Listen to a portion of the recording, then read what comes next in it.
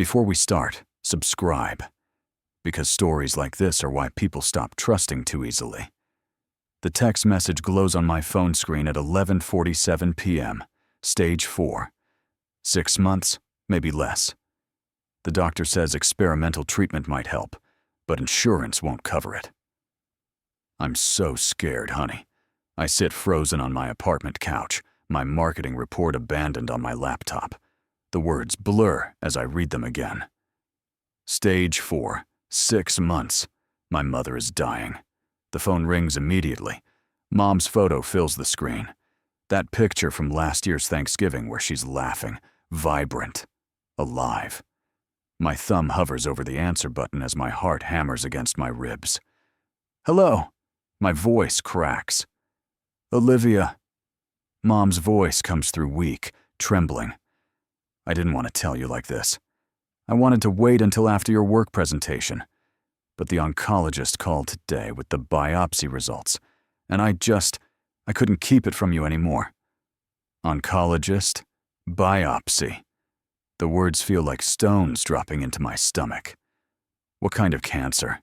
I manage to ask, though my tongue feels thick. Pancreatic.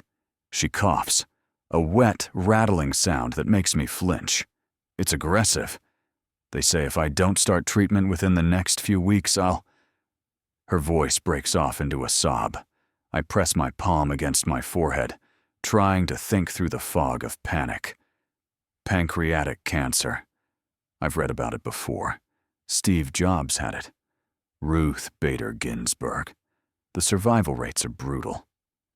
How much? I ask, because that's what she's building toward. I can feel it in the pauses between her words. How much does the treatment cost? $85,000 for the full course.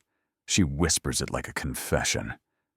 But honey, I'm not asking you for money. I would never. Mom, stop.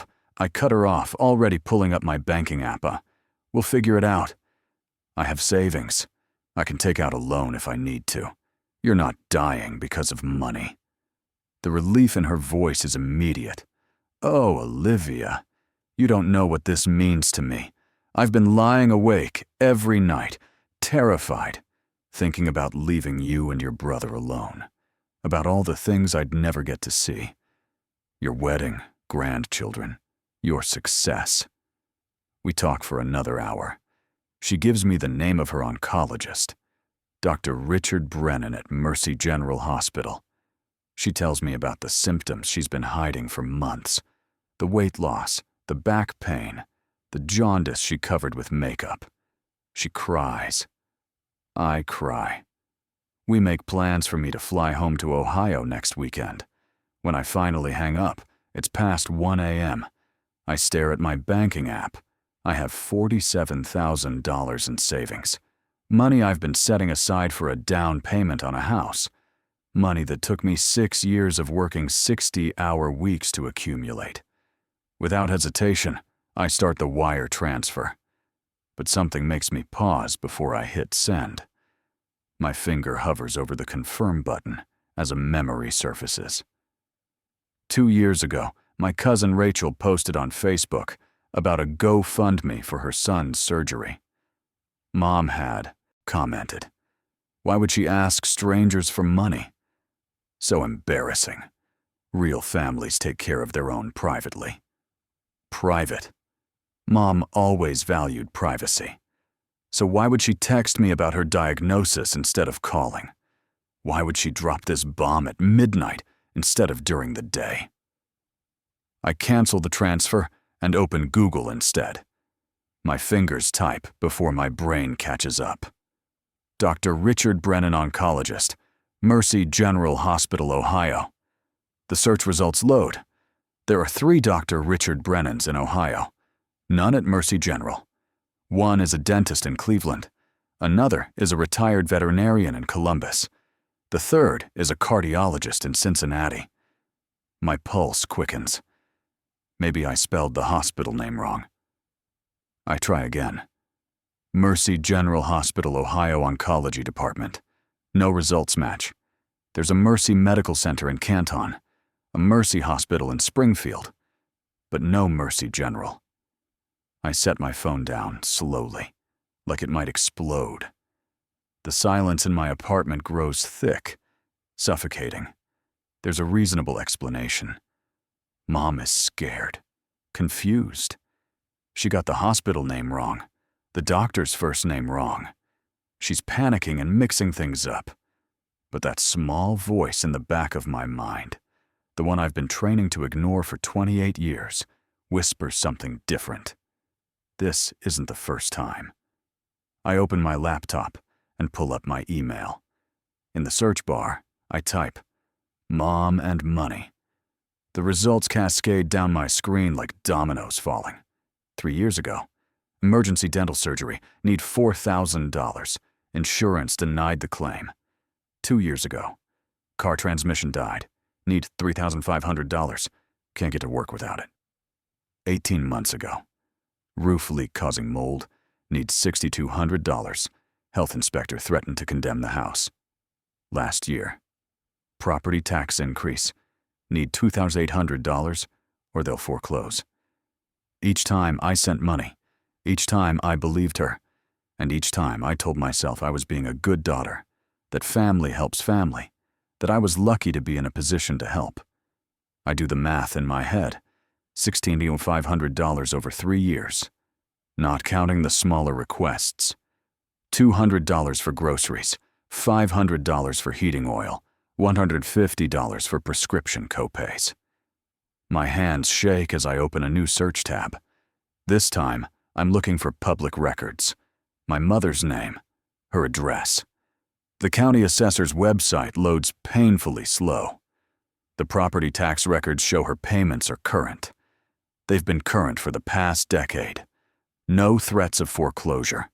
No increases beyond the standard annual adjustment. I check the county permit database.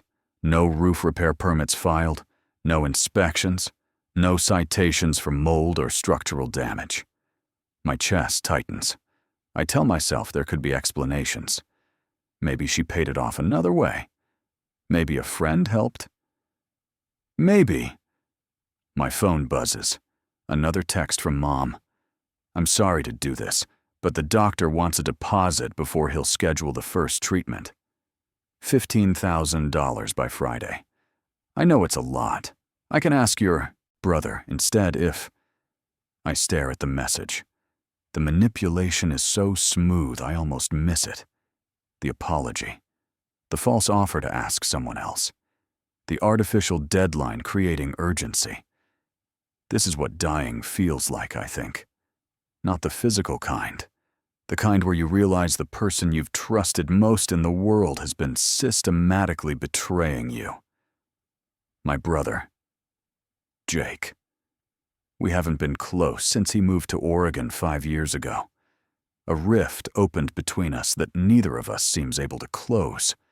But suddenly, I need to know something. I open our text thread. The last message is from 4 months ago. His birthday. My generic, happy birthday message. His equally generic, thanks. I type, "Did Mom tell you she has cancer?" 3 dots appear immediately. He's awake. He's online. They pulse for what feels like an eternity before his response comes through. What? No. When? Is she okay? The words hit me like a slap. If Mom is dying, truly dying, why wouldn't she tell both of her children? Why just me?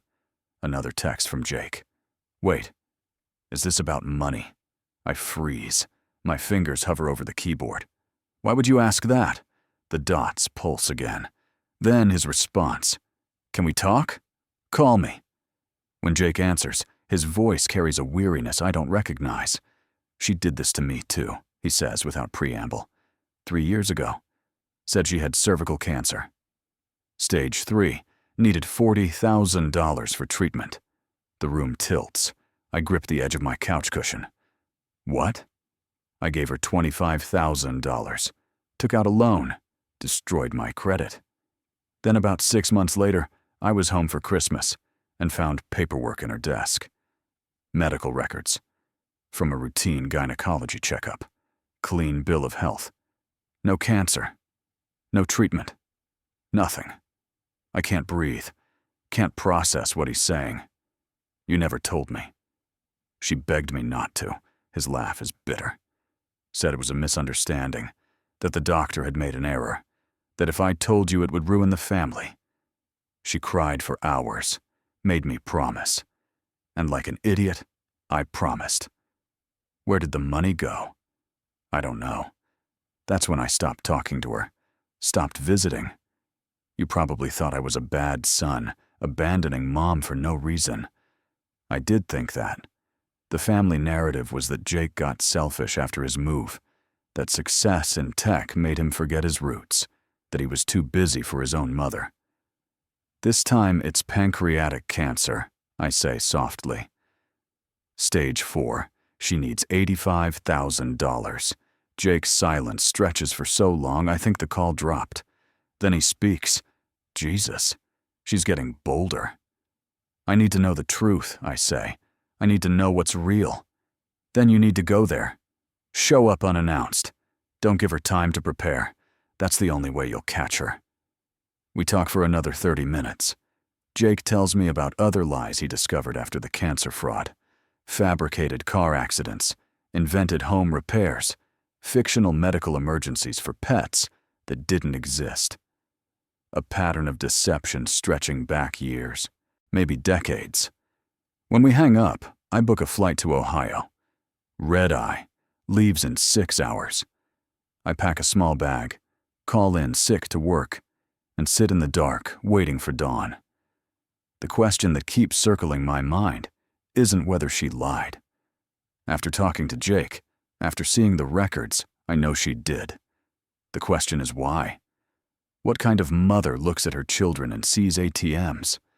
What kind of person fakes terminal illness for money? And the question that terrifies me most is this. How many other lies haven't I caught yet? Have you ever trusted someone so completely that the idea of them deceiving you felt impossible? Would you get on that plane? Or would you convince yourself there must be some explanation, some misunderstanding that makes it all make sense? I board the flight as the sun rises over San Francisco. The city spreads below me, gold and pink and impossibly beautiful, as we climb into the sky. My seat is cramped. The man beside me snores.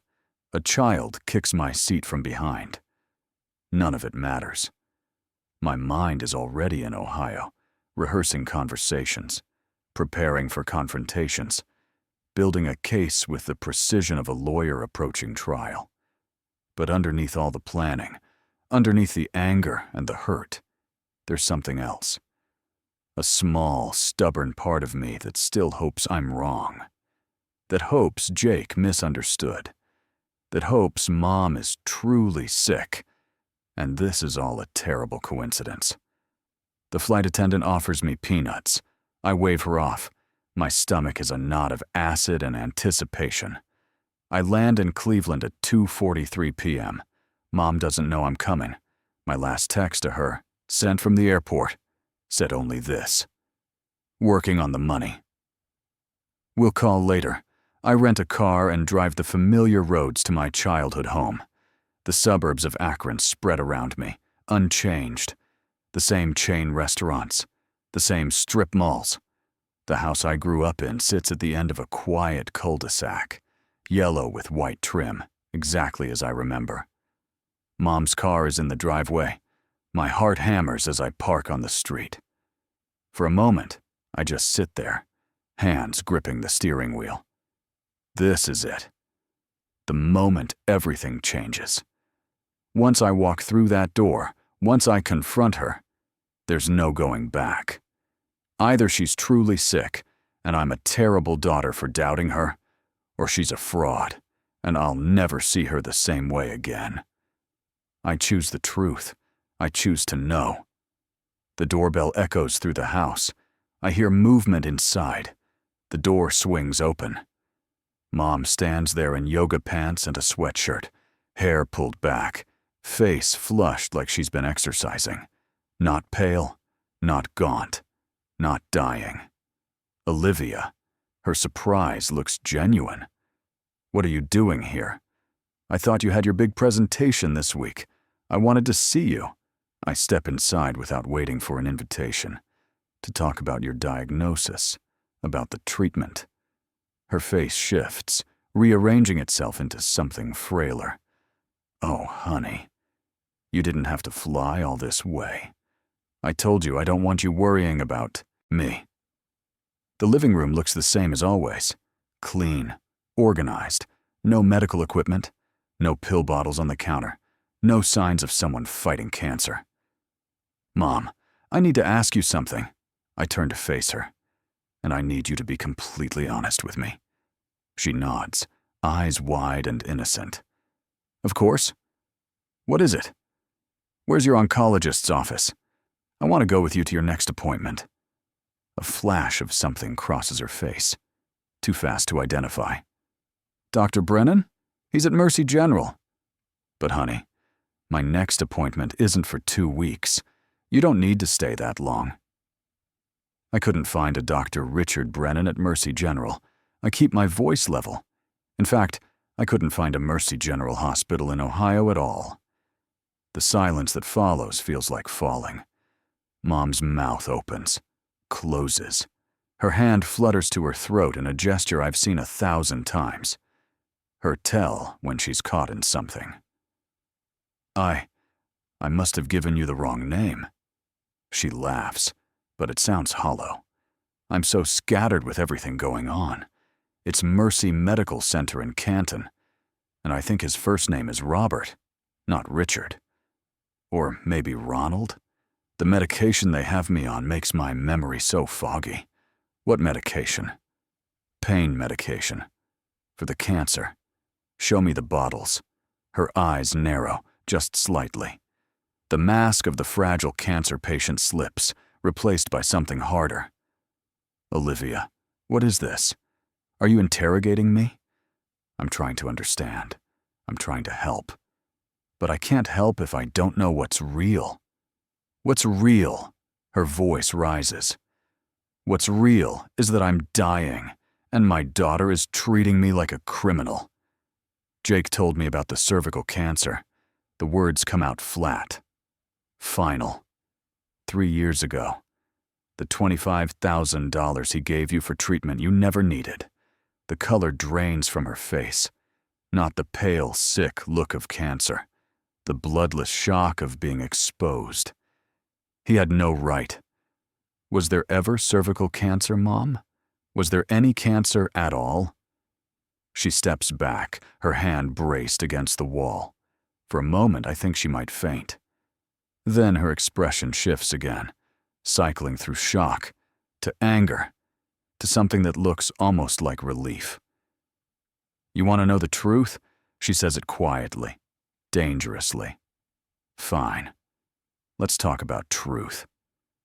She walks to the kitchen and I follow, every muscle in my body tense. She opens a drawer, pulls out a folder, and drops it on the counter between us. Open it, she says. Inside are medical bills, real ones, but not for cancer. For psychiatric care, pages and pages of them. Therapy sessions, medication refills, emergency psychiatric holds. Severe depression, Mom says.